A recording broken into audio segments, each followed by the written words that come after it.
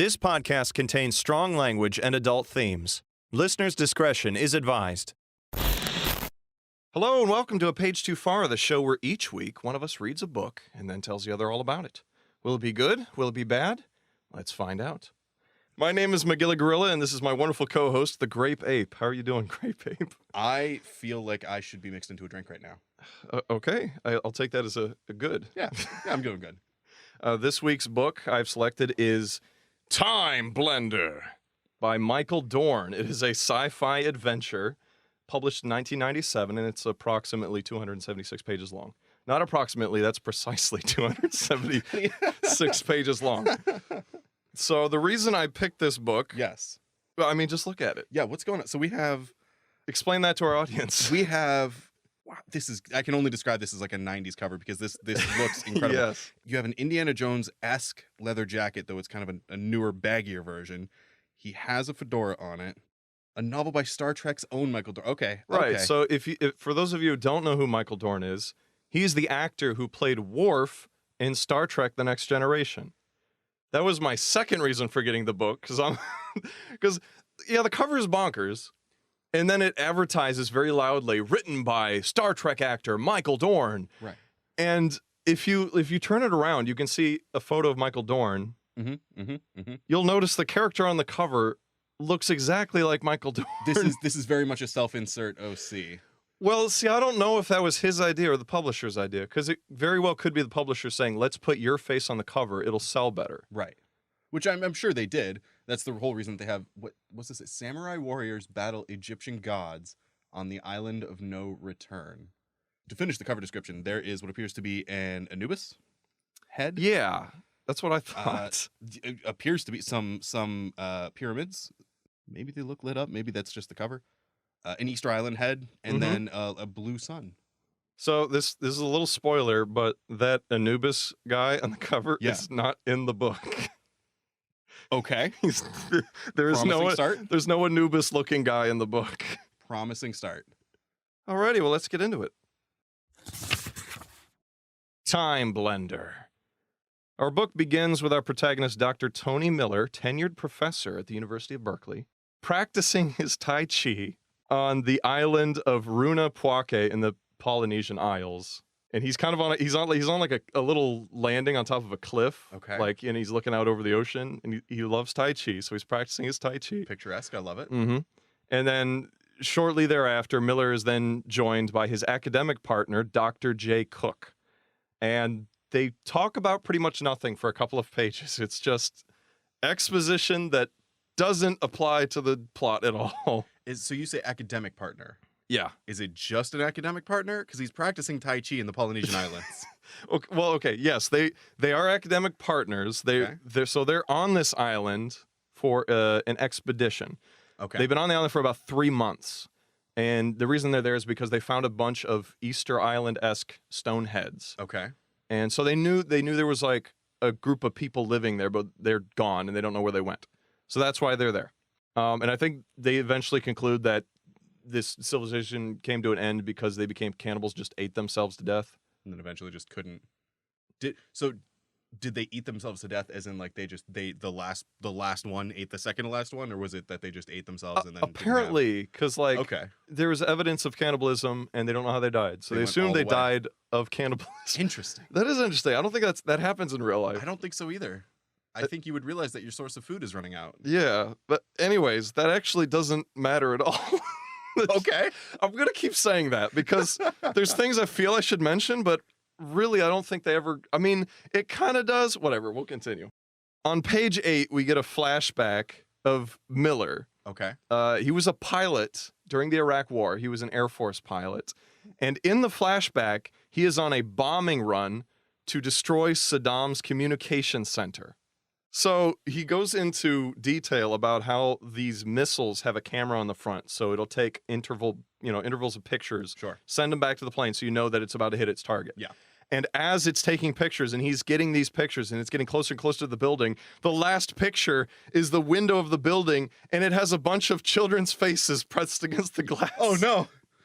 That's the opposite of... So he killed a whole lot of kids, and this is going to haunt Miller for the rest of his life. But that never gets brought up again in the rest of the book. So that's- Okay. All right. there's a lot of setup that just doesn't come back. But I thought that would be the one thread that would come up later. Yeah, that's gonna And, at the inopportune moment he's gonna have a breakdown. and it doesn't. So Huh. let's move on. All right. Okay. So Miller snaps out of his flashback, and he was just staring out into the ocean. And coming out of the flashback, he sees a giant tsunami rushing towards the island. Oh no, this is bad. So he runs to the excavation site where Cook, his partner, just walked off to. Sure. He runs the excavation site, and Cook is unconscious, laying at the bottom of their excavation pit. And he believes he's dead. So he's an unconscious dead person, and a tsunami coming after him. Yeah, so Okay. he jumps down to look at Miller, and it turns out Miller is breathing. He's alive, so he's just knocked unconscious. Oh, thank God. So yeah, thank God. He throws him over his shoulder, and they're running to their seaplane, which they have to get off the island for emergency situations just like this. Convenient. It's probably how they got on the island, honestly. Probably, But yeah. so they're running to the seaplane. He gets them in the plane. He takes off and just barely misses this wave coming through.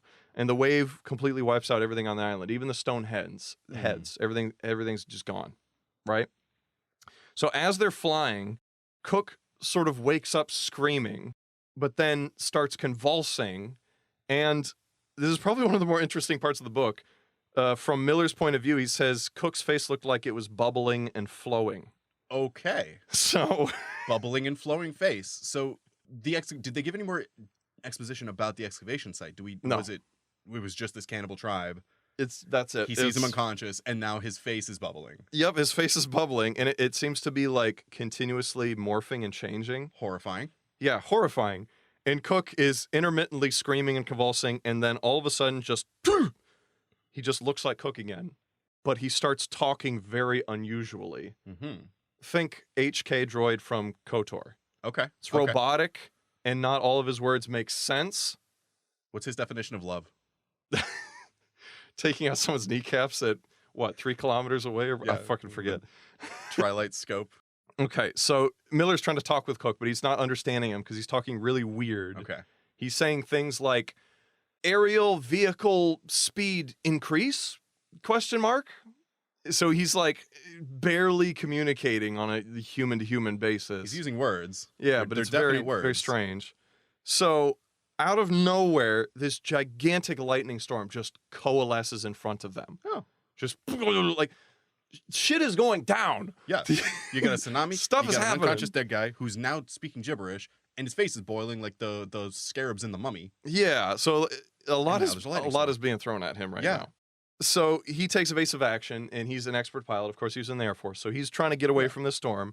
And Cook is kind of just talking weird. He's talking about them and that they have arrived or something. Like the storm is a group of individuals or something. That's only good news. The plane cuts out, completely dies. They go into a nosedive. Miller is fighting with the controls, and he manages to pull it back up. The plane seems to be alive again, and the storm has completely disappeared. Mm-hmm. Okay. Mm-hmm. So Miller decides that Cook is gone insane from his injuries, Sure. and he needs to take him to somewhere where there's a hospital. A very logical conclusion. They're very close to Tahiti, so that's where he makes his heading. He's going to Tahiti. They're passing over a small island that seems to have a volcano on it, and they're flying directly over the volcano. At this point, Cook gets really excited and starts talking about artifact present, as he's pointing at the volcano. Okay. We don't know what the artifact is at this point. Right. Miller doesn't know. Is he saying this is my own personal musing? Is he saying present like the present or present like a Like- gift? Like it's here. It's here. So the artifact is here. Right. That's Okay. essentially what he's Okay. saying. Okay. So he's flying directly over this volcano, the mouth of the volcano, and the plane dies again, completely dead. So he's like, "There's something wrong with my plane. I need to land, or we're gonna crash." So he finds a bit of beach on this island, and he successfully lands like next to like a beautiful lagoon or whatever. No, Okay. picturesque. And so he's checking out the plane, and it seems okay. And he's like, and Cook is really excited. He's like, "We need to go get this artifact. That's the only thing that matters is this artifact, right?" And so he's like, "Okay, whatever. We can explore the island a little bit, maybe radio for help, and have someone come get us." So Miller gets out. So there's a seaplane, right? So it kind of went into the lagoon, so it's on the water. Okay. Yeah. So Miller jumps off the plane, just swims around, and he's like going to swim to shore, but Cook is not jumping in. Cook seems very afraid of the water. Okay. This confuses Miller because Cook is an excellent swimmer, and according to him, he is a much better swimmer than Miller is. So he's like, this is a little weird. Like, he's off his rocker, but he also just seems to have forgotten everything about himself. And so he eventually convinces Cook to jump in. Cook jumps in and then almost drowns. He kind of flounders and then just sinks. And so Miller has to save him and get him to shore. And Cook is spluttering, and the whole time Cook is still talking like some alien being that has never spoken English before. Right. Like, really weird. Right. So then once they get onto dry land, they start venturing into the jungle where they eventually stumble upon a giant stone head, just like the ones at the island that he had his expedition on. Convenient. Convenient. So can Cook can walk okay? Yeah. He just can't swim. Yeah, he just can't swim for some He reason. just forgot how to swim. Apparently. Okay. Yeah. Okay. Okay. So there's this giant stone head in a clearing, and so they're like, oh, that's interesting. And Miller wants to stop and study, and Cook's like, no, we need to go with the artifact. And so they just press on. And this kind of grates on Miller a little bit. Like, Cook's whole behavior is grating on Miller, honestly. I could see that. So they pass through this clearing, and just a little ways further, he finds a World War II era Japanese submarine sticking out of the ground, nose up. That's not supposed to be there. No. And reading this book, at this point, I'm like, this is Lost. This is fucking Lost. The TV show. I never saw Lost. No? Okay. I never watched it. Supremely disappointing. But Interesting anyway. you should bring that up, but... So anyways, this is weirding out Miller, kind of. Just all of this. He's having a rough day. They move deeper into the jungle, and they come upon what appears to be a crashed spacecraft with odd, unfamiliar iconography and symbols on the outside, right? Cook is really excited, saying, here's where the artifact is. This is the area where the artifact is. And saying, like, location affirmed, and stuff like that.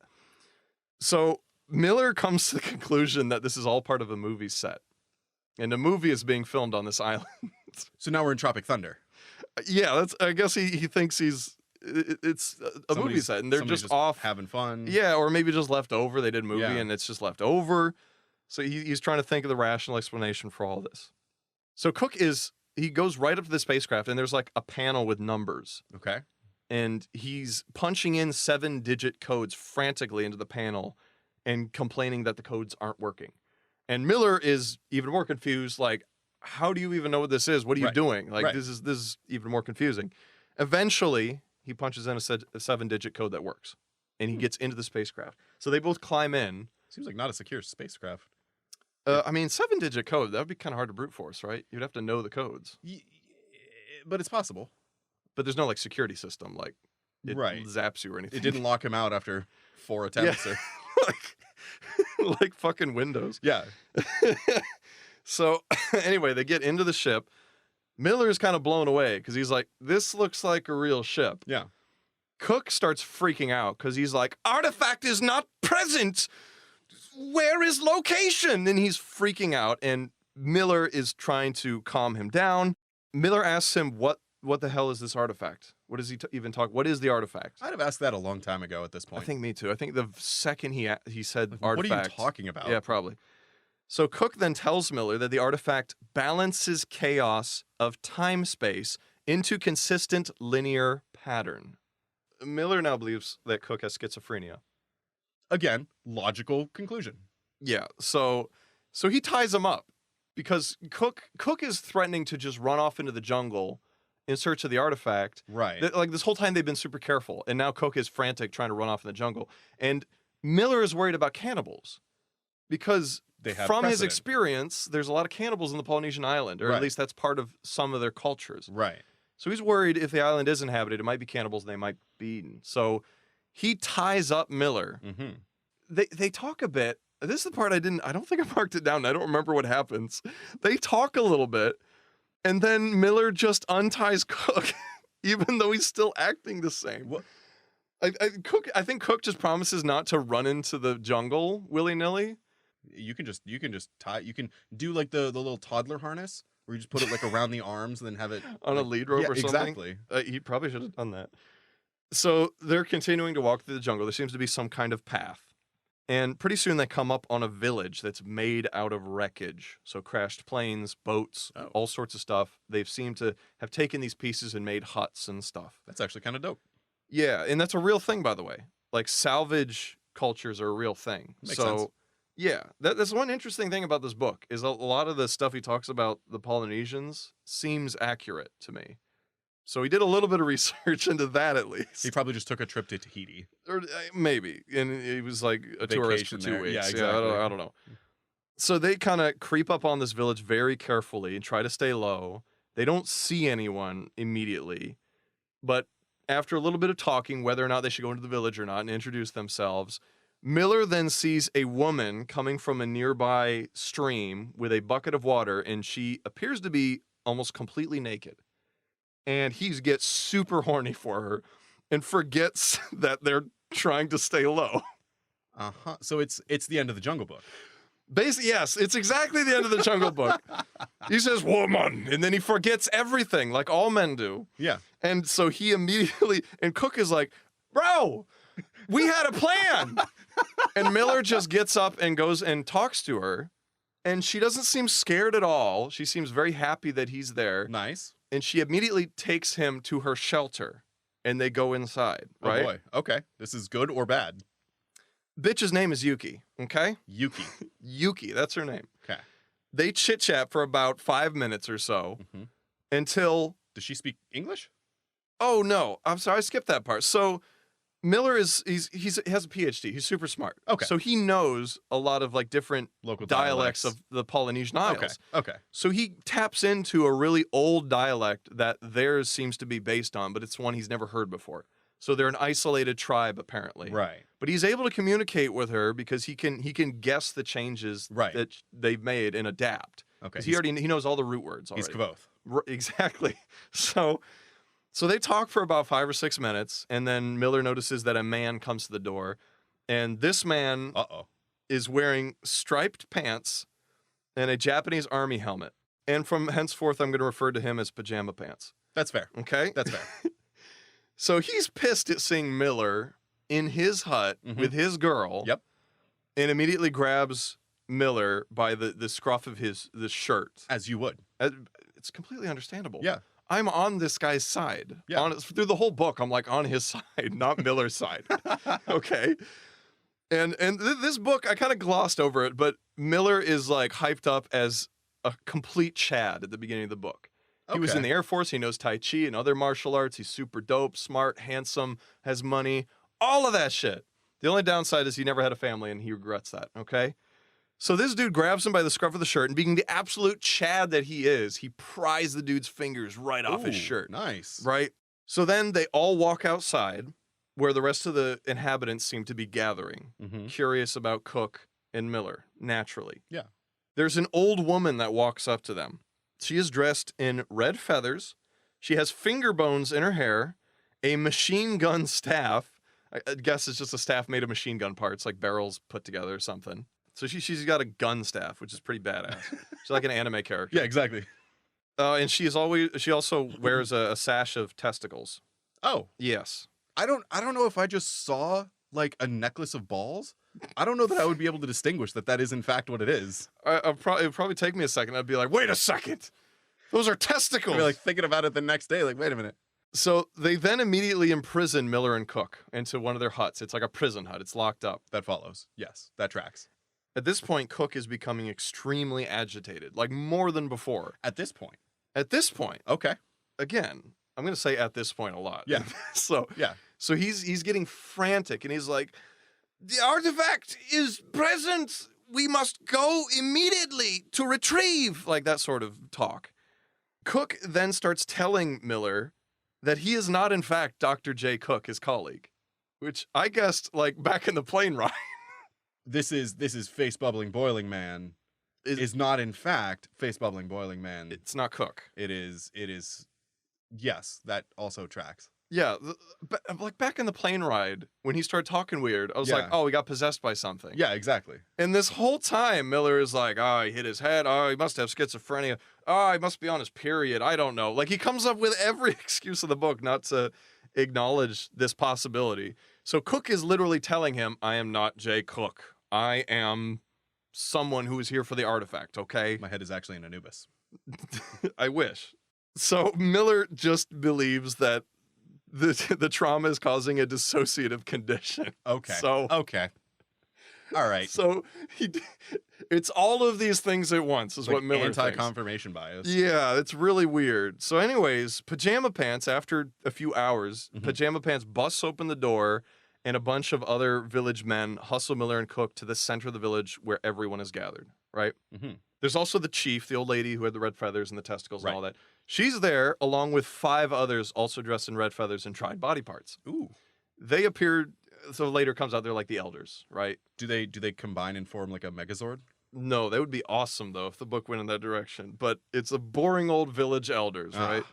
So they do some type of ceremony and they blow horns, and then the elders and the chief lead the whole group up the path towards the volcano. Wonderful. This is not going in a great direction, right? Yeah. No, this can only be good things.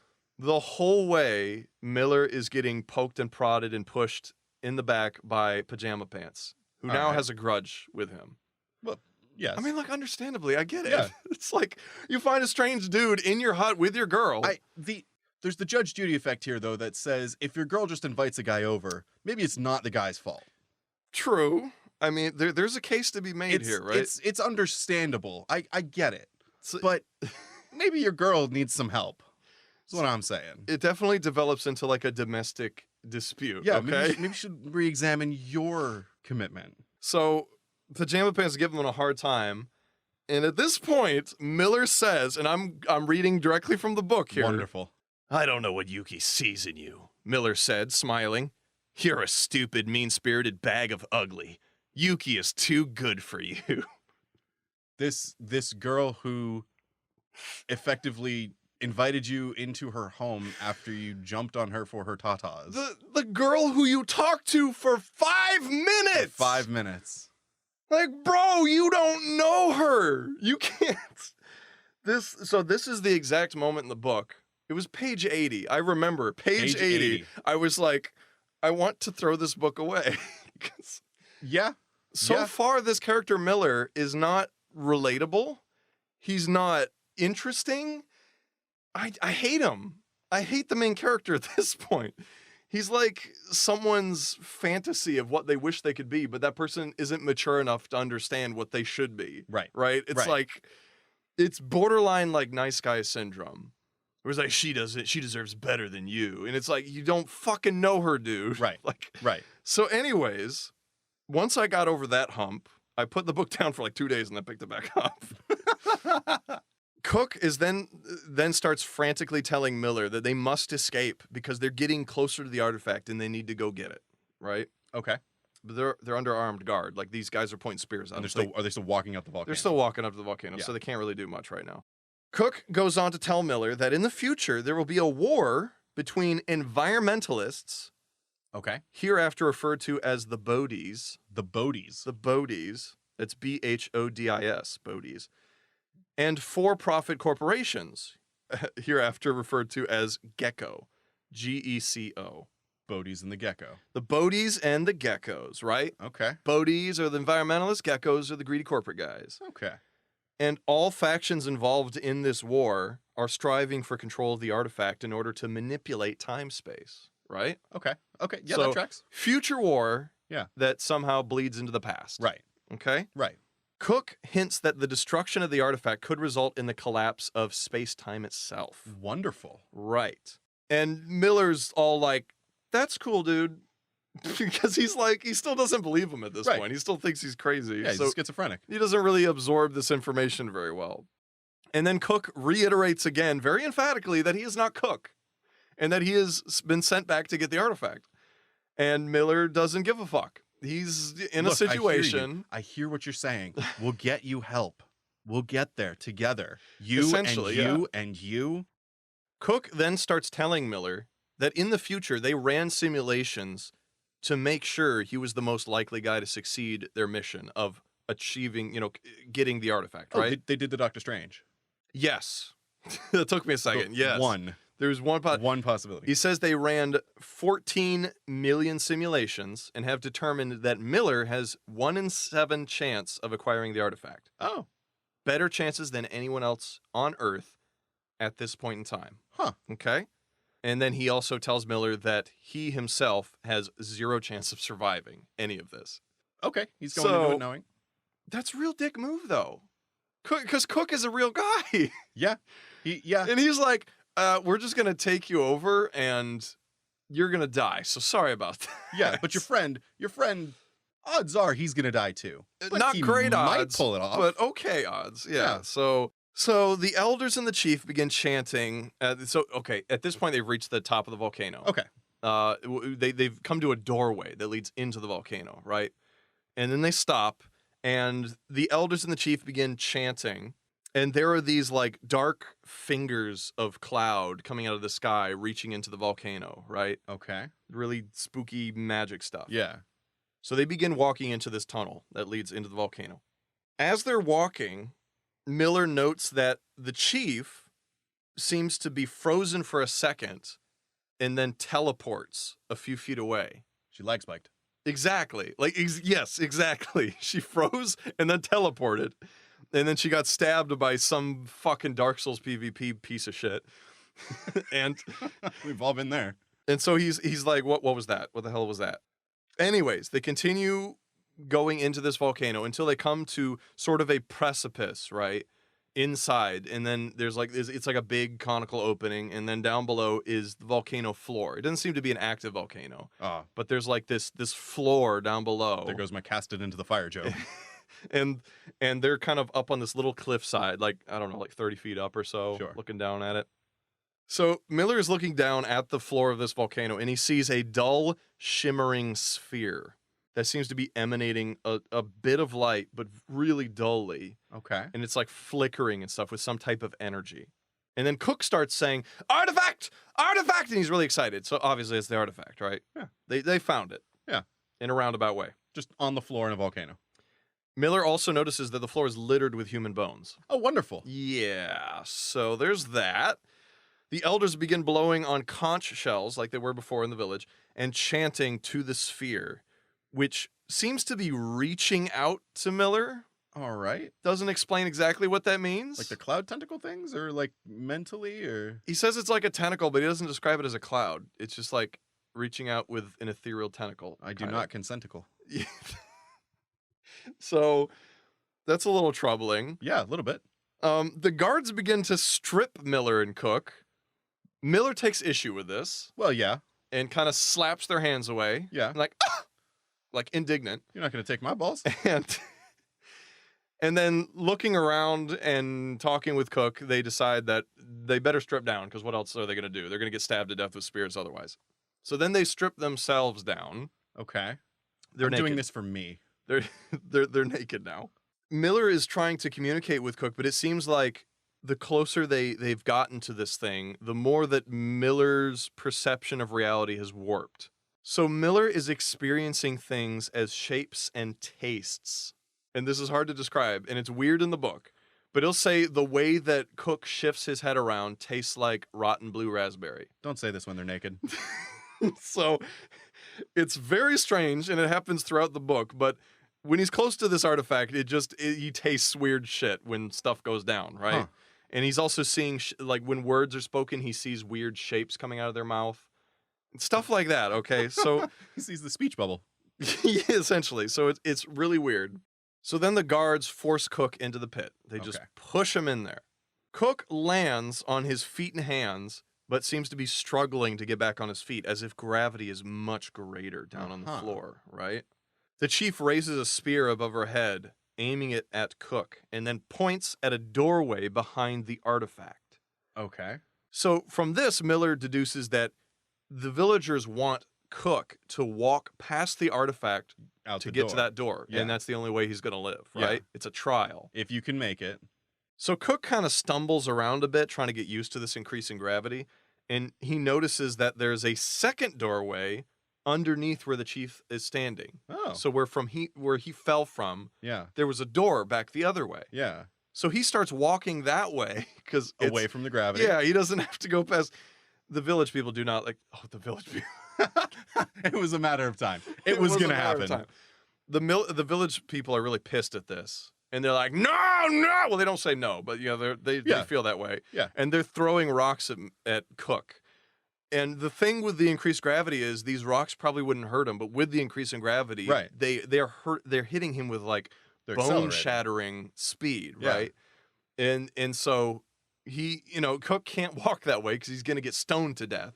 And he's closer to the village people so that they have better aim at him, You right? got to walk underneath them. Right. So he's like, I'm gonna have to try to get through here. Yeah. I know I keep referring to it as Cook, but the person that's possessing Right. Cook, The whatever. body formerly known as Cook. Exactly. So he has to walk past the artifact. And so he starts going there, but like with the further he goes, the harder it is. Right. It's Goku's gravity training chamber. Yeah. Or Vegeta's. What they both used it. Whatever the fuck. Yeah. It's getting harder and The heavier, hyperchronic rhyme chamber. and he can't keep walking. He starts crawling, and eventually that becomes too much. And he's crawling. He's not crawling towards the door. He's crawling towards these like rectangular panels that look really out of place, and they're kind of scattered around the outer edge All right. of the area, right? Okay. And he can't go any further. He's like he's hurting too bad. So he's like motioning with his head to Miller at the rectangular panels. And Miller is not exactly getting it. Right. So cuz he's Miller. He's really smart, but he's also really stupid. Well, and Cook is clearly schizophrenic, so right, he's crazy, whatever. So the Cook then dies. He's Nice. overcome with the gravity, and it just Yeah. crushes his body. And everybody's cheering, well, except Miller. Everyone else is cheering. They're like, this is awesome. And then at that point, Miller notices that the lag happens again. There's another lag spike. okay. Everything freezes, and then jumps ahead to where everyone is now quiet and looking at him. So it seems like he jumped forward in time slightly. Yeah. I mean, after all, the book is called Time Blender. So It is Time Blender. They now want him to get in the pit. Right. Right? Right. And Your he's turn. like, he's trying to think of a way to get out of this. Like, how can I not go in the pit? Because it didn't fare, Cook didn't fare very well with that. Right. So Pajama Pants then tries to push him off the ledge into the pit. Okay. And Miller, being the absolute motherfucking Chad that he is, Yeah. decks the dude completely and utterly and has him pinned. And then one of the other guards just stabs him in the back of the arm with his spear. So Miller's What? like, ow, I should not do that.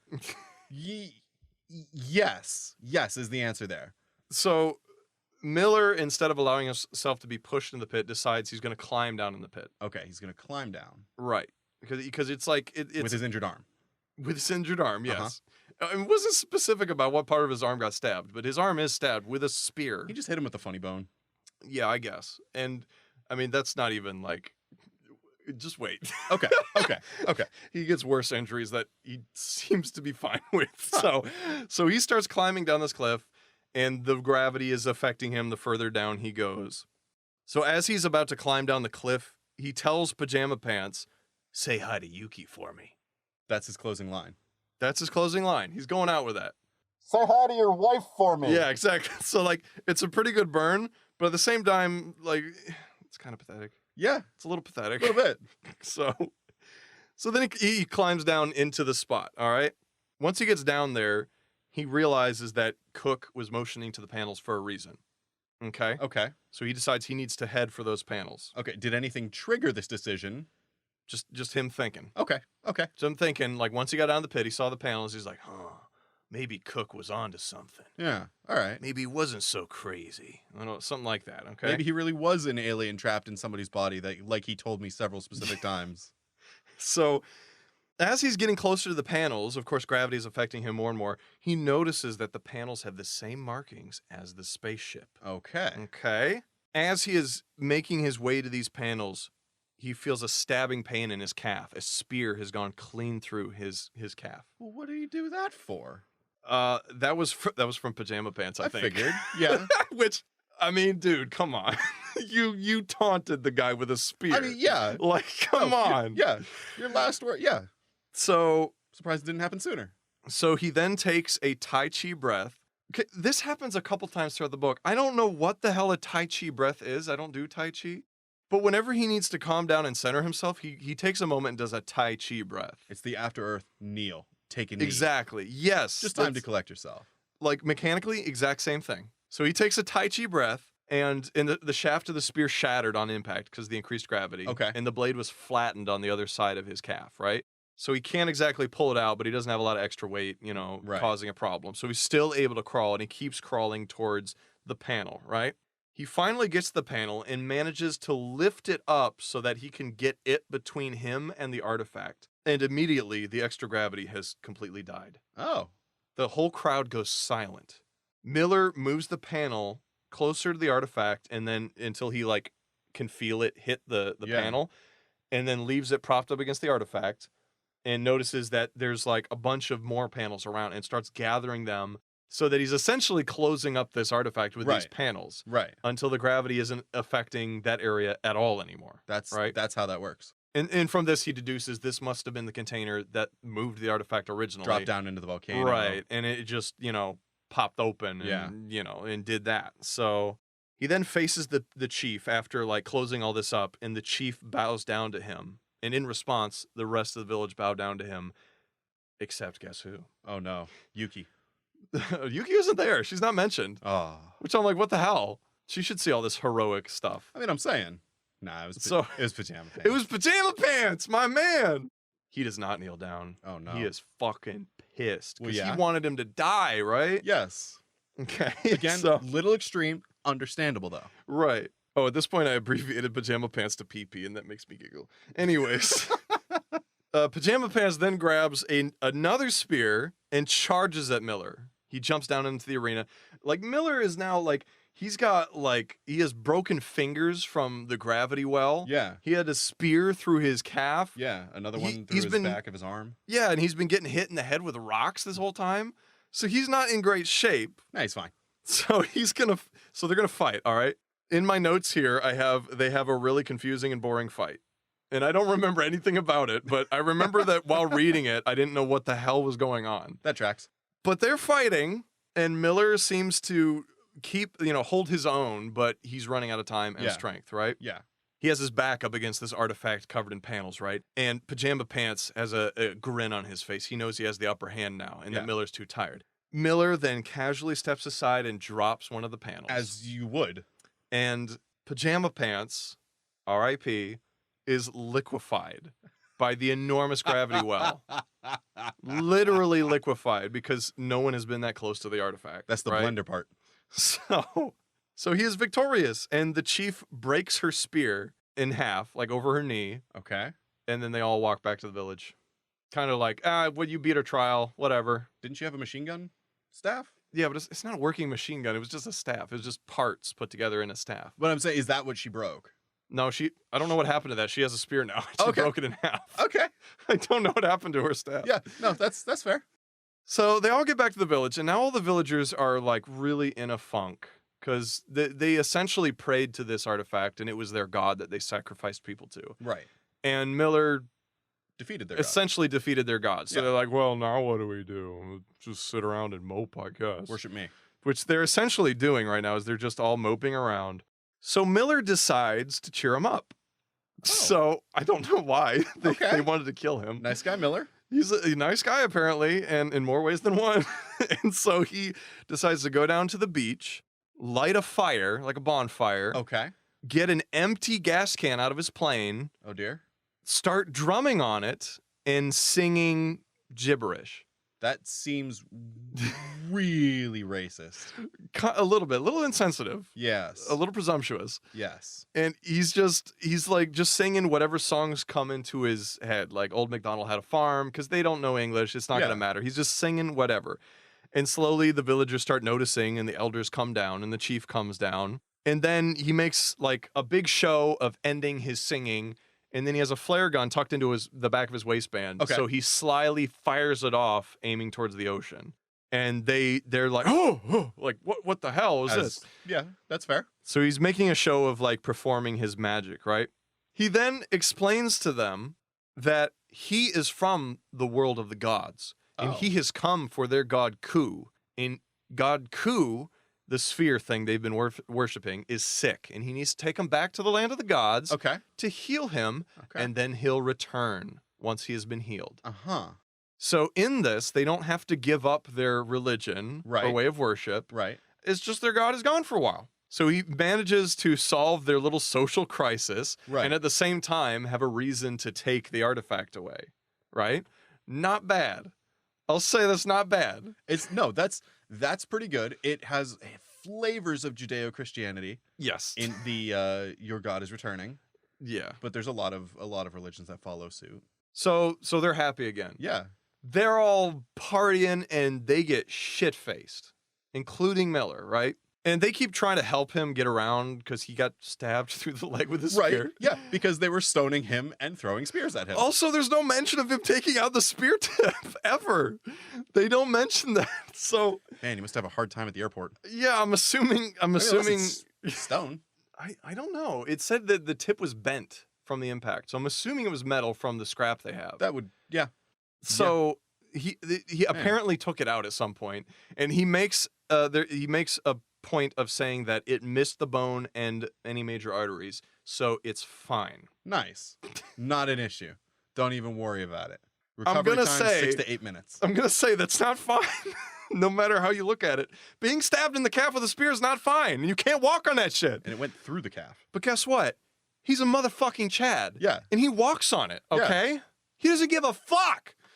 I'm getting a little excited here. I don't like this character. I couldn't tell. Miller don't care. And so he gets drunk, and they're all having a good time, and then he decides he's going to turn in for the night. They take him to Pajama Pants Hut. Because of course they do. Because of course they do. Because you keep what you kill, right? That's all I could think about was you keep what you kill. So does Yuki get a say in this? She's apparently happy with it, All right. which is convenient, Yes. right? That is. Yeah. Huh. I mean, She's not there at the moment, though. Oh. So he just goes to the hut okay. and crashes there. He wakes up a few hours later. He is inexplicably naked, I don't think it's inexplicable. and Yuki is also naked on top of him. I think that's rape. Yes. Yes, it is. Because when he wakes up, she notices he's awake, and she says the word which is equivalent to again, tracing her fingers on his chest. Uh-huh. And then they bang. But he wasn't conscious for the first No, time they banged. So, Inability to deny does not imply consent. so yeah, that's just passed off as a good thing. Right. Well, she did invite him over and he went. She didn't invite him over. No, the village the people first time. just. The first time. Oh, okay. Yeah. But No, you're right. I'm uncomfortable with this. Yes, So as anyway. you should be. So, anyways, they bang again, even though he wasn't conscious to enjoy it the first time. They bang again, and then so he's there for like a week. He's healing up. Mm-hmm. He's Even though he's enjoying. fine. He's enjoying the alcohol they make. He's banging Yuki like 6 times a day. And he's constantly talking about her tits. I didn't mention this, but when he first saw her, he mentions her tits like 5 times on the same page. Huh. He's there for a week. He's enjoying everything. He loads the artifact onto his plane, which is really difficult because he still has the wound in his calf. Oh, But now it's bothering him. Now it's bothering him. Okay. So carrying the artifact, which he says is about 100 pounds, he has to carry it down from the volcano to his plane, which is Right. down by the beach, whatever. So he gets it in the plane and he decides he's going to leave. And he tells everyone, okay? So they all gather down by the beach to see him off. And Yuki gives him some bling. She gives him a necklace that she made herself, right? These are Snazzy. PJ's PP's testicles. That would be great, actually. But no, it's made out of feathers and wood and Oh, whatever. Okay, so he takes off from the island, and as he's flying back so he's still going for Tahiti. Okay. He needs to make it back to Tahiti. Yeah. He left Cook's remains, by the way. He didn't take those. Okay. Just left the body formerly known as Cook. Yeah, which coming up, I have a case for taking his remains. I think it would have been a good idea. Okay. But anyways, he's flying to Tahiti, and during that time, so Tahiti is like coming into view. He's like about to land, Mhm. right? Time freezes again. Mm-hmm. But now it's like a prolonged period. And during this time, he hears a voice coming out of the radio that he doesn't recognize. Oh. And by the way, the whole time the radio hasn't worked. So he's been trying to radio the tower to land, Yeah, but nothing's he happening. doesn't see planes. So he's like, I guess I'm okay to land, but I can't get anyone on the radio. Yeah. But the radio starts apparently working, and here's a voice that says, "Go back. Now do they come. Go back."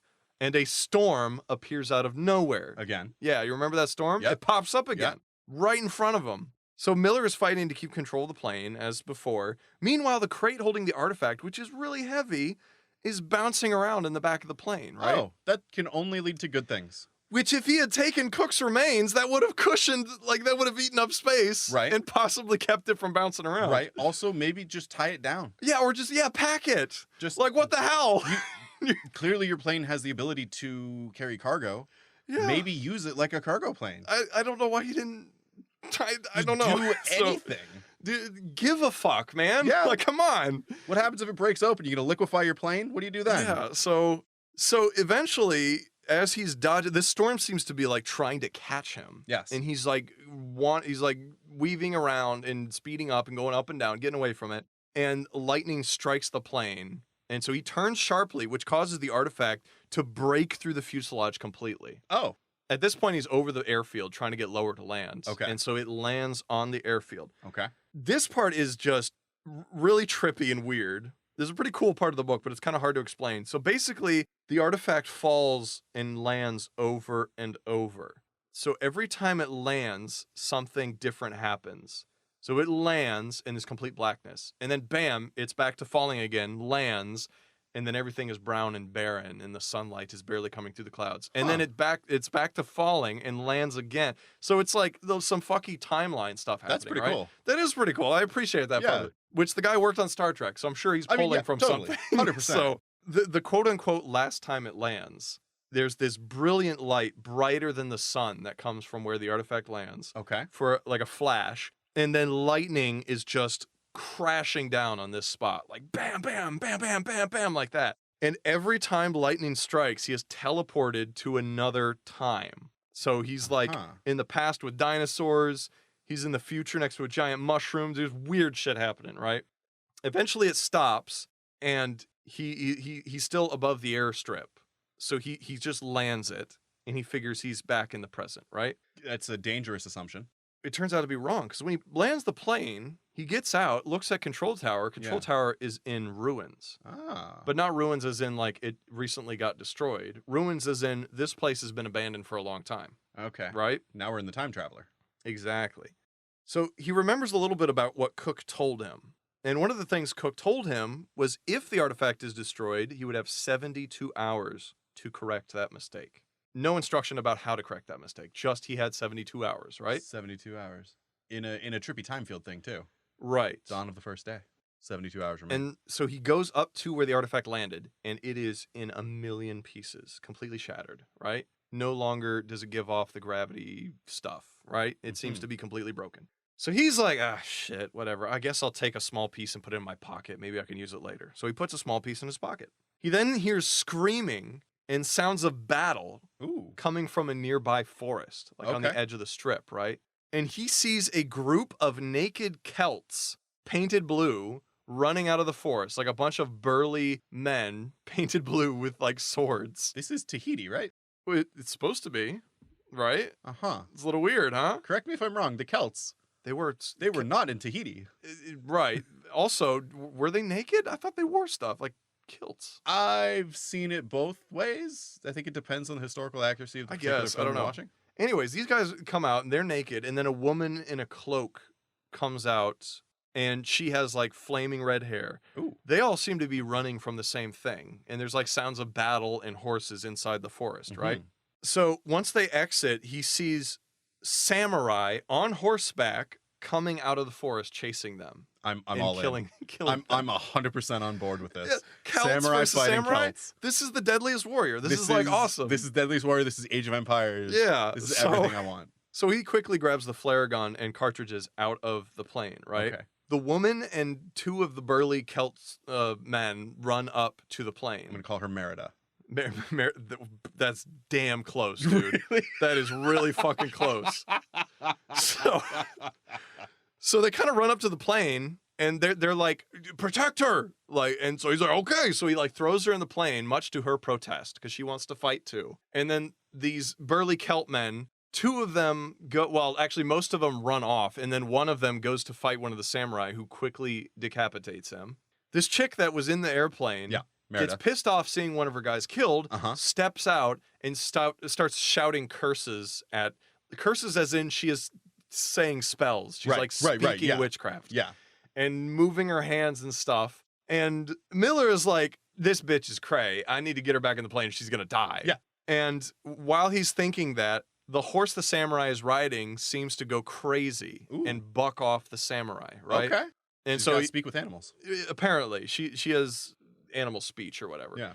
And so the samurai gets back on his feet and is kind of pissed, No. Yeah. starts coming after them. So Miller grabs her and is like we need to go right now. And so the samurai shoots an arrow and he gets the lady out of the way. So the arrow misses, hits the fuselage and punctures a hole in the fuel tank. So fuel is leaking out. Of right? course. Do you see a pattern here? Yes. Or a chain of events leading to something, right? Yes. So then he gets around to the other side of the plane so this samurai can't shoot arrows at him. Yep. Samurai gets super close, pulls out his sword because Uh-huh. bow and arrow is no longer useful. So he grabs the lady and Uh-huh. is like, we need to make a break for the ruins of that tower.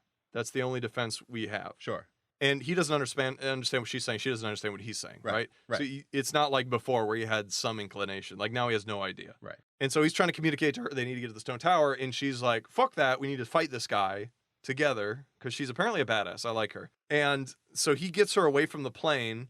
The samurai comes around and is about to shoot another arrow because now they have some distance there. Right. Line of sight. and all that. Right. So then Miller pulls up quickly and shoots the flare gun, Uh-huh. aiming for the fuel on the ground, but Yep. actually just hit the samurai. So the samurai just lights on fire, rolls around in the fuel, and burns Yep. to death. There right? you go.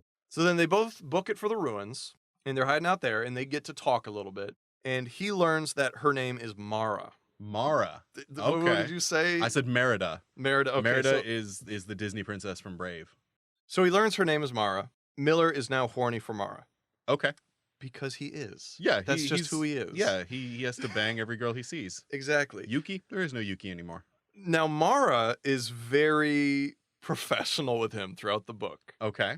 Like he doesn't do anything, but she like double doesn't do anything. Yeah. Like really, he kind of gets friend zoned from square one, Yeah. right? So they're Good. kind of just talking, and meanwhile, the samurai come racing back Yeah. from where they chased off the other Celts, Right. and there's a huge group of bagpipe playing Celts, about 50, 60 of them. Okay. So from wherever these guys came from, they're the reinforcements, and they chase the samurai off, right? Mara is super happy and celebrating with the warriors, and they take Miller back to the village, right? So we're back to another village. The villagers are super hospitable, and soon everyone is feasting around a bonfire, because of course they are. Yeah. Miller kind of wanders away from the group, after eating a little bit, he kind of wanders off, and it just starts like staring up at the stars and thinking about how fucked he is. Because he's like, I need to stop this artifact from, because since the artifact has been destroyed, it seems that time and space is all over the place right now. Right. Because you have Celts fighting samurai, and neither of them should be in Tahiti. Right. Exactly. On the So- ruins of an airport. Right. So, he's like, so the destruction of this thing has shattered time space, and I have 72 hours to reverse this. Right. Or else it's stuck like this forever. Right. And he doesn't know where to go, what to do once he gets there. He has no idea, right? This is the first time that I'm actually like, yes, I'm with you on this. Yeah. So as he's thinking about this, Mara comes up, and in the book, it made it sound like she was making eyes at him. Or Okay. she had a sparkle in her eye, is what Huh. it said, I believe. So I was thinking like, oh, they're gonna get together then. Yeah. And then she takes him back to the party, and then everything's kind of died down a little bit. Everyone's a bit quieter. And then they sit around this fire, and then an old robed man begins playing a harp while talking about the story of Miller rescuing Mara and some of the other, well, he didn't really rescue the other warriors, but whatever, rescuing Mara. So it's just this bard singing about how awesome Miller is for a little while, right? That's a good ego boost for a guy who clearly needs it. Right. And Miller gains a buff of 6 temporary hit points for the next 8 hours. And and so that was cool. And then he goes to sleep, and then Miller wakes up the next morning really early, and he had a nightmare of the Bodhies coming to get him. So the Mhm. Bodhies, the environmental guys that Right. want the artifact, right? Do we know what they look like? He doesn't really describe it. He Okay. just says the Bodhis are coming to get him Okay. in his nightmare. Yeah. And Mara, in his dream, keeps saying the numbers 38, 123. 38, 123. It's Yep. not 7 digits. I was expecting 7. It's 5 digits. So 38, 123, just saying this over and over. And he wakes up and those numbers are still running through his mind, right? He notices that the artifact fragment he had in his pocket and the bling that Yuki gave him was gone, Ooh. Okay. right? Is he also naked and boning a chick? He's not naked this time. Thank God. That's good. He's woken up without being naked. That's a good thing. So then he goes immediately to Mara's hut. I don't know how he knows where Mara's hut is. He just goes to Mara's hut. They probably gave him a tour. And he eventually communicates to her that he needs to find a boat. Okay. Because they're on an island. He Yeah. needs to get off the island. And he knows where, because he wants to get to California. Okay. I don't remember why he wants to get to California. I think he just wants to. There was something Cook said about a lab at his University of Berkeley, Right. and I completely forget, and I didn't mark it down. But he wants to get back to California, so he communicates to Mara that he needs a boat, and she finally understands, and so she agrees to take him to where the boats are. So she gets suited up with her dagger and stuff, and she has like a pouch of magic shit, whatever, and then a couple of the warriors accompany them, right? Mhm. So they start trekking for the coast, which isn't that far away, I imagine. Because he was on a landing strip not a second Yeah. ago. Exactly.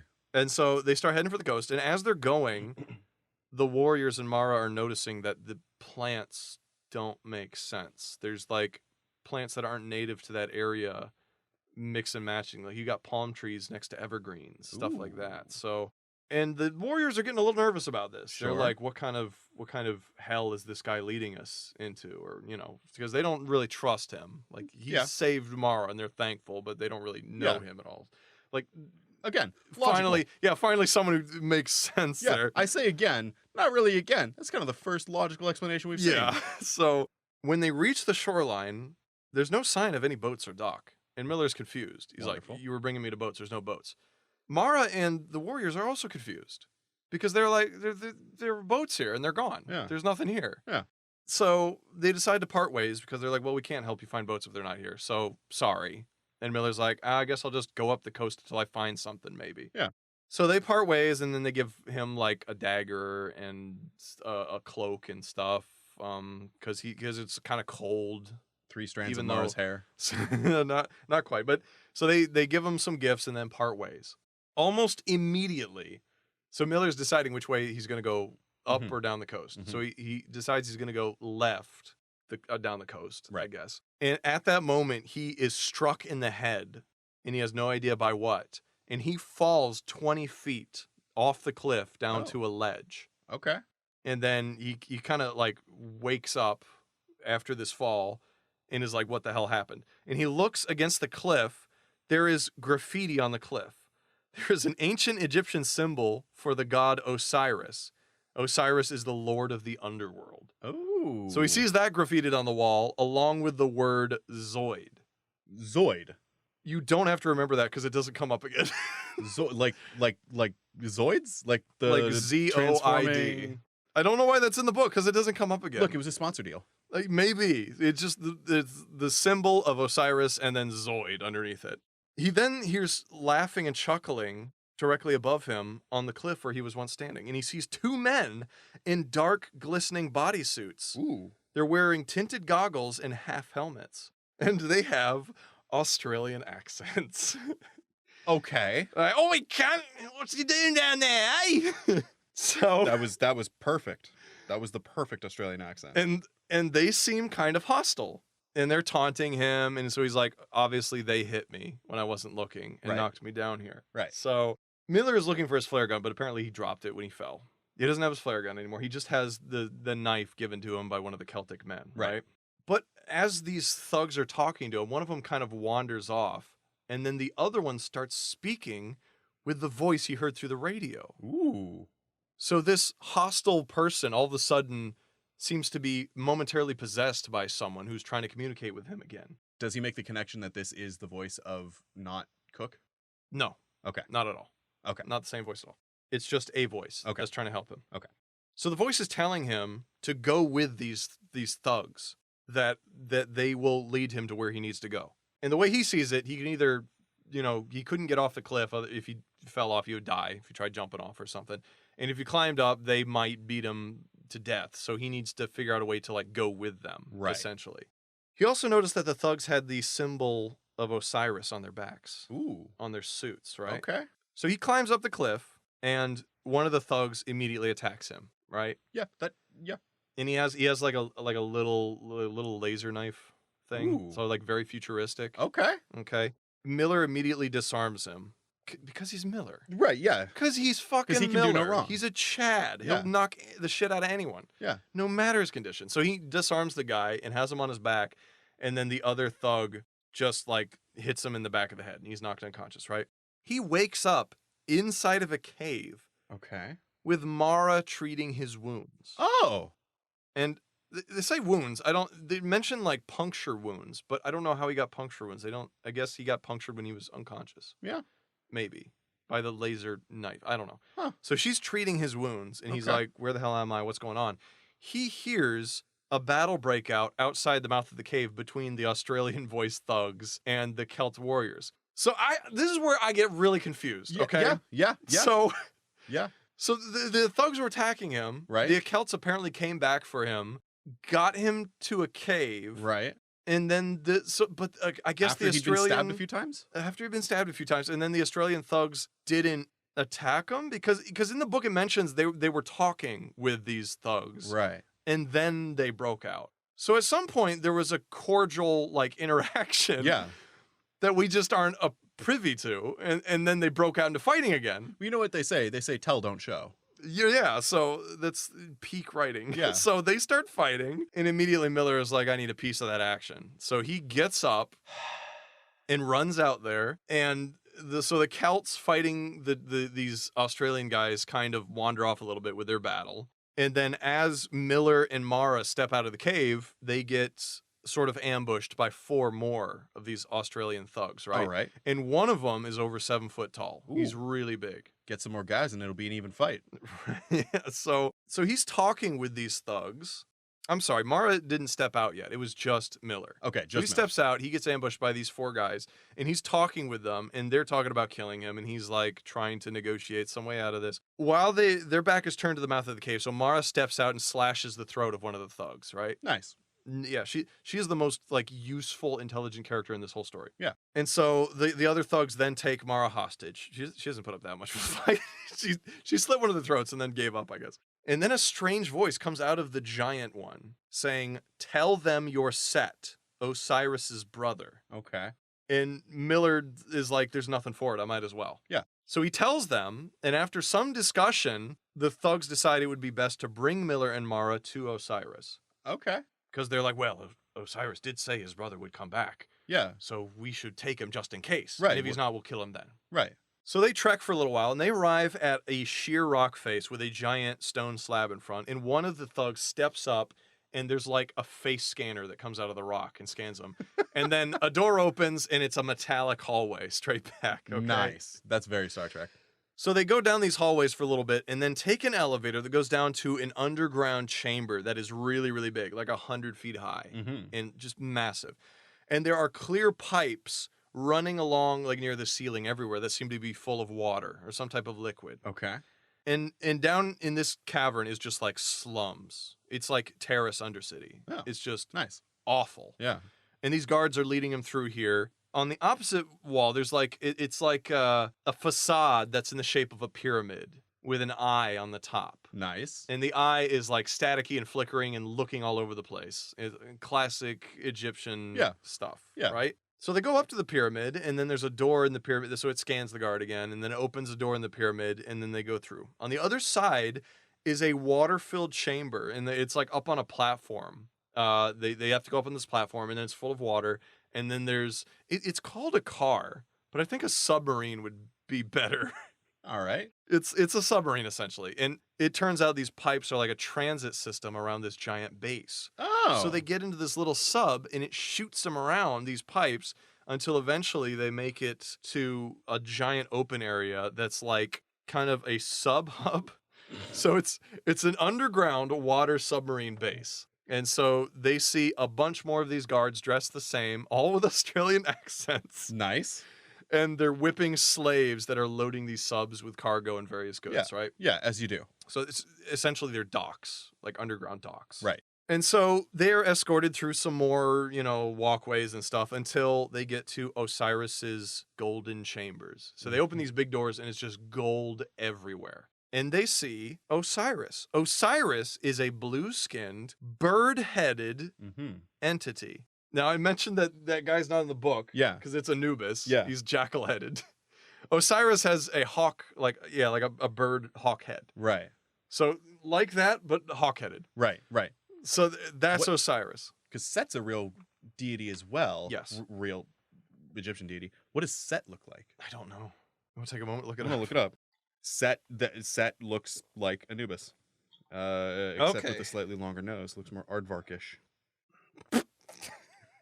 He's got a snoot. He does it. That's a better one. That is a better one. Yeah. So Osiris kind of comes down off his throne walking towards them. Okay. Miller doesn't say anything. And Osiris seems to be asking him, like, Set? Is it really you?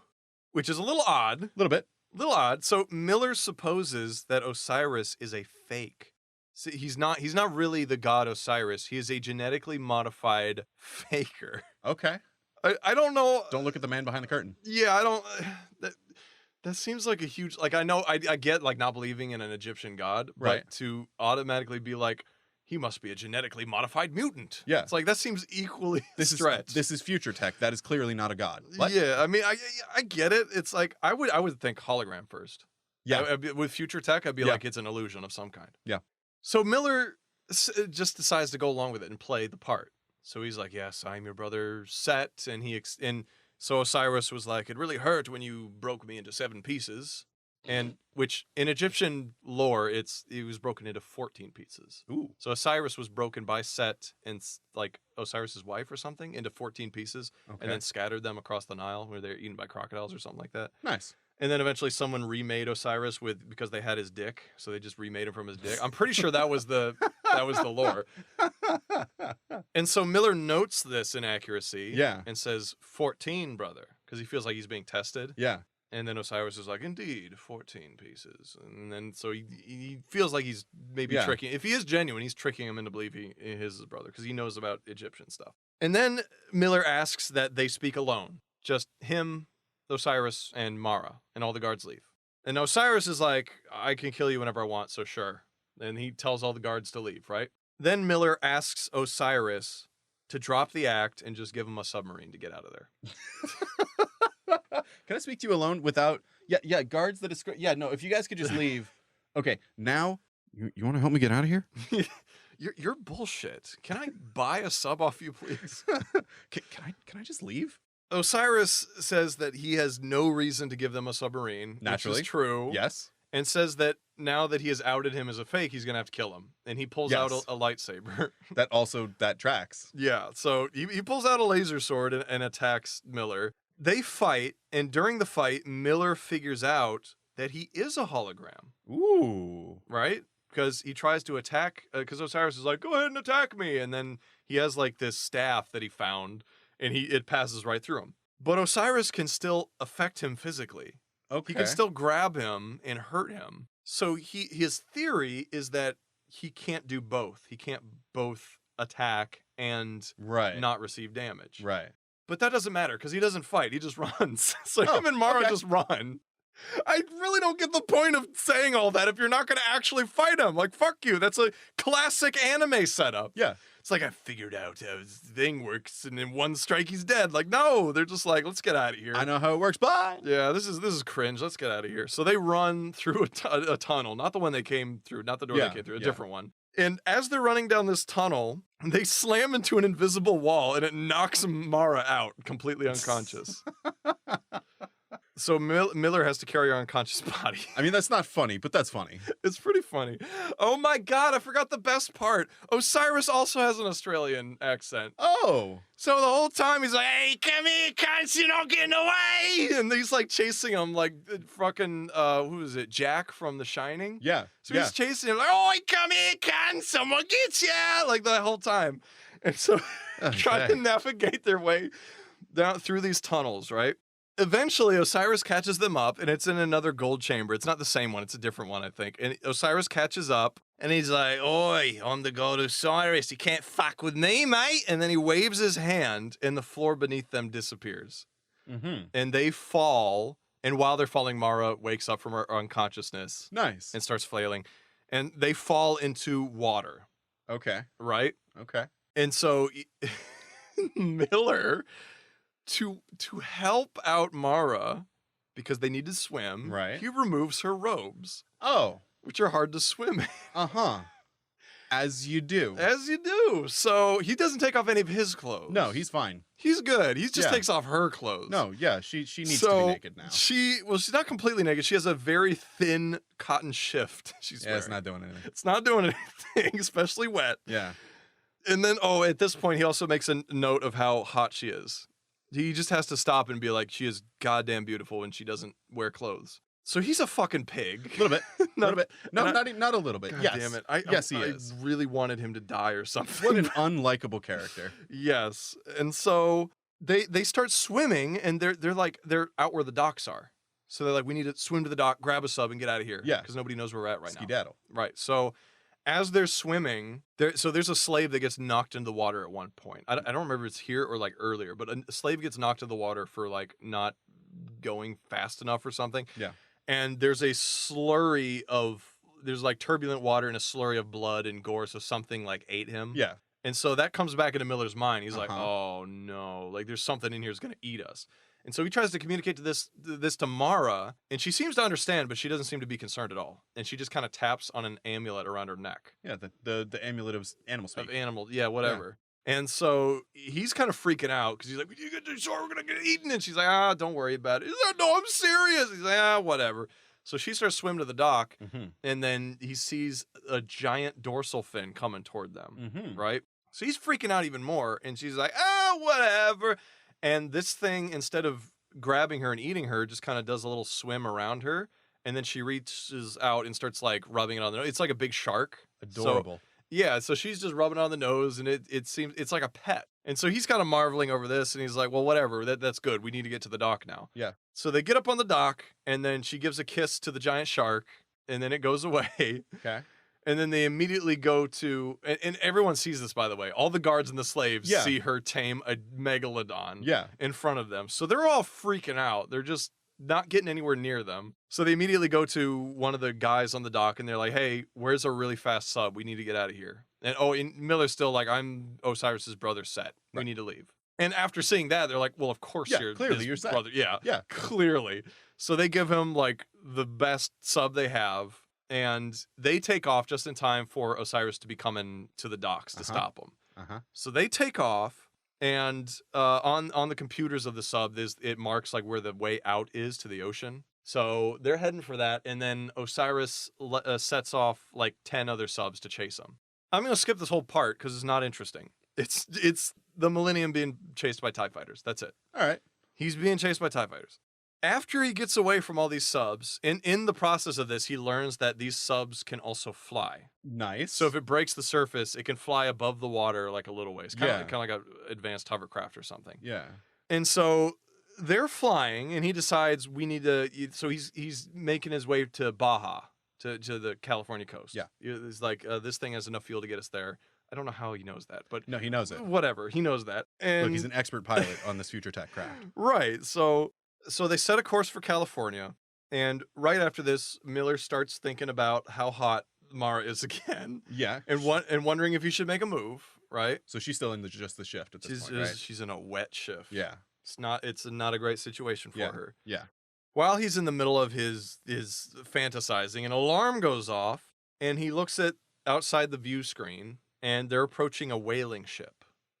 Yes, because time space is checked. Right. Right. No. Yeah. I So, mean, I'm with you on how it got there, but how distracted are you? I don't know. It's going pretty fast though. It's going Yeah. like I think you said 30 knots. I don't know what that transfers. I have It's- no I don't know. concept. I seem to recall 12 knots being relatively fast for a ship. Yeah, so they're going to 30. I guess they're flying. So the radar is like, there's something ahead, and he looks, and it's a whaling ship. So he's like, oh, well, we don't want to be seen. We should go under the ship. So that literally does not matter in any way, shape, or form.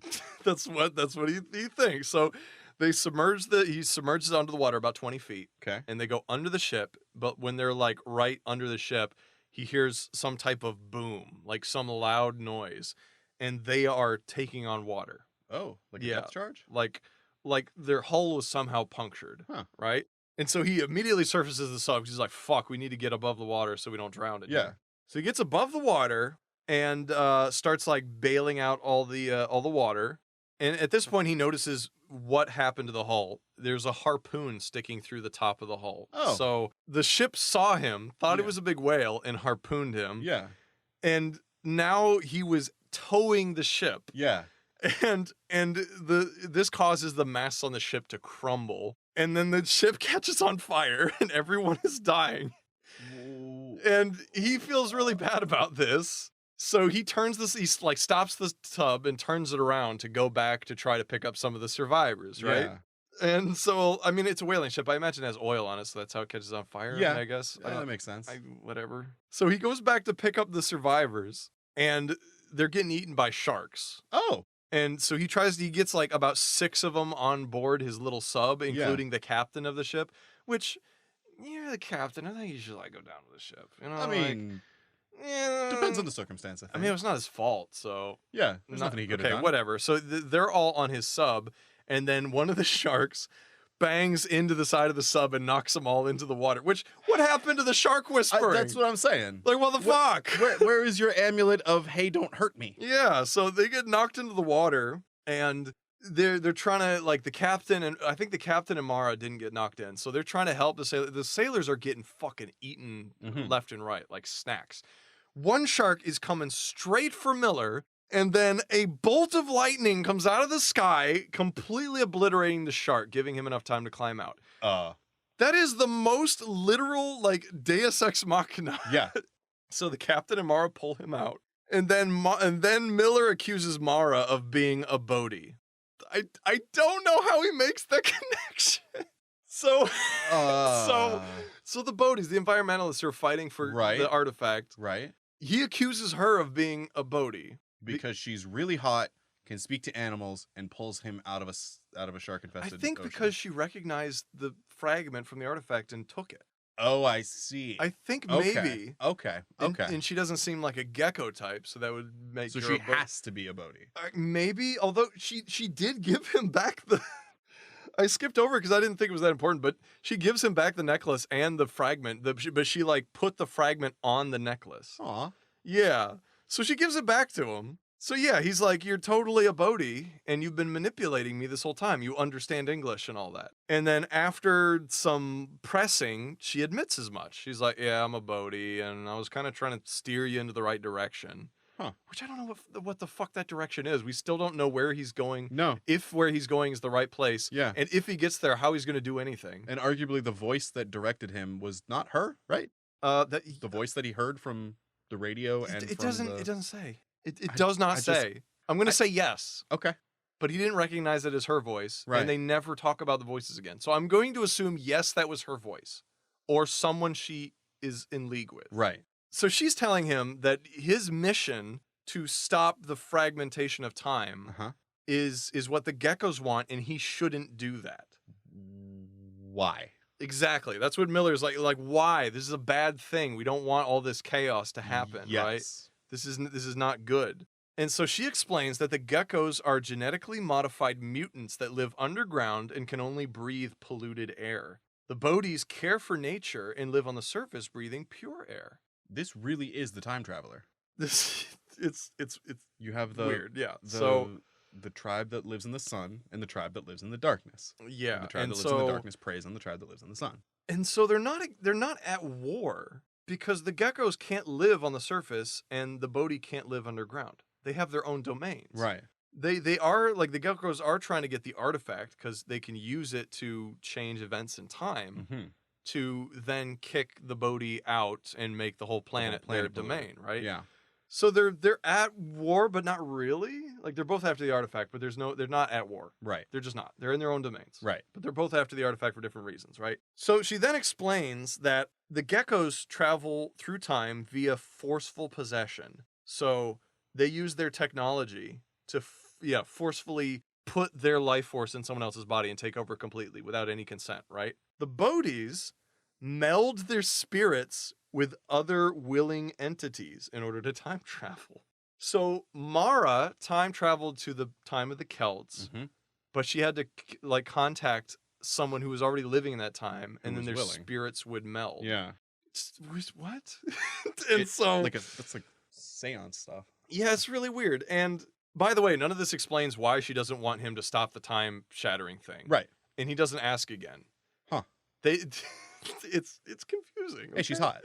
And she's hot. So but he's also like not into her anymore because he's Oh. like, you manipulated me, so I'm not, which is surprising, you know. That's good. That's good. I'm proud of him. Yeah, that's character development. He's actually resisting the girl who's just right there, yeah. So not giving him any opportunity. yeah, so he doesn't press the question of why he shouldn't stop time from fracturing. Mhm. I don't know. I'm a little confused about that point. But anyways, she explains that geckos forcefully possess and the Bodhis meld their spirits with others, and those are how they can time travel without the artifact. Mhm. But with the artifact, they can time travel completely. Right. I guess. Right. So the whaling the whole time the whaling captain is listening to this, like, what the fuck is going on? Yeah. Because he's just it's great. If you didn't want witnesses, let him go. He's Let nowhere to him, go. let him drown. I mean that. Let him get eaten by sharks. That's kind of a bit far. I feel like. Look, that's a little bit far. His whole thing was he didn't want to be seen. If there's no one to tell the story, I mean, I'm just saying it seems in his character from what I've Okay. seen. At this point, the story has like 20 pages left, Oh, and I'm concerned okay. because there's no end in sight. Yeah, Right? yeah, Like, how is this going to be resolved? yeah. Is it? So I'm getting a little worried. So Mara tells Miller that if they go to California, she can take him to the Bodhi headquarters Okay. where they operate from, right? And there they will help him resolve the artifact however he wants. He can make the choice Oh, because they're all about not forcing things. Like their whole culture is about not forcing things, not doing things without others' permission. if you want to do this, it's because we want you to want to do this. Right. And it's like very like everything should be natural, nothing should be Yeah. coerced, even though they did manipulate him. Yeah, no, even though they sent somebody back in time Yes. specifically to change the events so that he could get there. Well, Cook was a gecko. No, I'm talking about Mara. Okay, yes. So yeah, they did do that. Yes. But yeah, at this point But he realized no, that you Cook really was a do gecko. gotta want it. But Right. yeah, Cook was a gecko because Cook it was was a the gecko. Yeah. So forcible possession. So they get to California. She takes him to the headquarters, and it's so they describe the headquarters as being a large crystalline structure, and I pictured Fortress of Solitude type shit, you know, like yes, no, where totally. Superman hangs out. And so they walk in, and there's like a little room, like a reception area, but not a reception area. Whatever, it's kind of empty. And they walk in, they meet 4 people, 2 men, 2 women, Okay. and their age is indiscernible. Are they hot? He doesn't say. Okay. Shockingly. Okay. Shockingly, he doesn't say. So one of them introduces themselves as Yeshiva, and then introduces the other ones as Arno, Isolte, and Frank. The author gave up at that point. It's the Pac-Man effect. So the 5 Bodhis together, which includes Mara now, Uh-huh.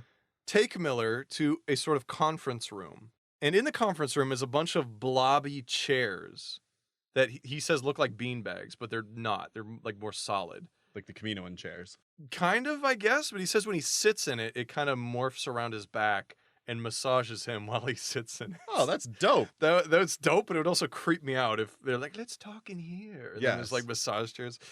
Yeah, that was a little weird. So after some tense discussion, Mm-hmm. because even the Bodhis amongst themselves disagree on what to do with him, Oh, although collectively they agree they should not force him to do anything, right? Right. So they eventually, after discussion, all agree that they need to let him make his own choice, Mhm. whatever it be, Mhm. and just give him as much information as they can about what could happen given his 2 choices. Right. And the 2 choices are let the artifact remain destroyed Right. or go back in time and keep it from being destroyed, right? Right. Those are his 2 options. Right. At this point, the group gets up out of the chairs and they take Miller to the gate Ooh. where he must make his decision. All right. The gate is literally just another blobby chair. Okay. So he sits in the blobby chair and they explain to him that in this specific place, They have made an agreeable arrangement with time-space. Yeah. And my name's Johnny Timespace. What can I do you for? Because they don't believe you should force anything, so you Right. can't use technology to tear a hole in You have to space-time. Space-time has to agree to open Yeah, for you have to you have to talk with Fascinating. time-space and then find an agreeable location Uh-huh. where time-space is like, yeah, you can come into my hole. And then they set up shop there. So Man, if only Yuki said that. So he's like, okay. So he sits in this chair and they're like, you just have to think about a time and place Uh-huh. and you can go to any of these times and places that you want. Uh-huh. Right? Which brings up all sorts of questions. Does that have bearing in this chaos universe right now? Right, that and also does, because there is no time and space anymore. Right. So like, how does that work? Also, would he be possessing someone else's body like right. they do? Right. Would it be him or would it be somebody else? Or does he wholesale travel through time, body and soul? What happens to a Bodhi if there isn't a willing recipient in the time that they want to go to? Because they just can't go to that time. That's real inconvenient. You have a severely limited number Yeah. of, because I imagine the willing recipients are a lot fewer than the unwilling recipients. But the Bodhi do have magic, so I assume they just live forever. I don't know. Okay. Yeah, there's that. It's like magic versus technology. Right. So Miller is flipping through all of the parts of his life. Like his life is literally like flashing before his eyes. Mhm. And he's looking at what he's done with his life, the regrets of not having a family, and then he looks in on Yuki and finds out that she is pregnant with his daughter. Oh man. And then he watches her grow up, but he can only watch to a certain point. Like after she gets past the toddler stage, he can't see any further. So he determines at this point is when Gecko apparently destroys everything, and it destroys his future or whatever. He has no future past that point, Mm-hmm. right? So he finds the exact moment. He's like flipping through different moments. He's like, can I stop the artifact here? Can I stop it here? So he goes all the way to where the artifact was first discovered on a rock in outer space. Mm-hmm. And decides this is where I need to stop this whole thing. I need to stop it from being discovered at the source. So he says goodbye to Mara and travels through this portal. Mm-hmm. And that's the end of the book! What? That's the end of the book! There's nothing else!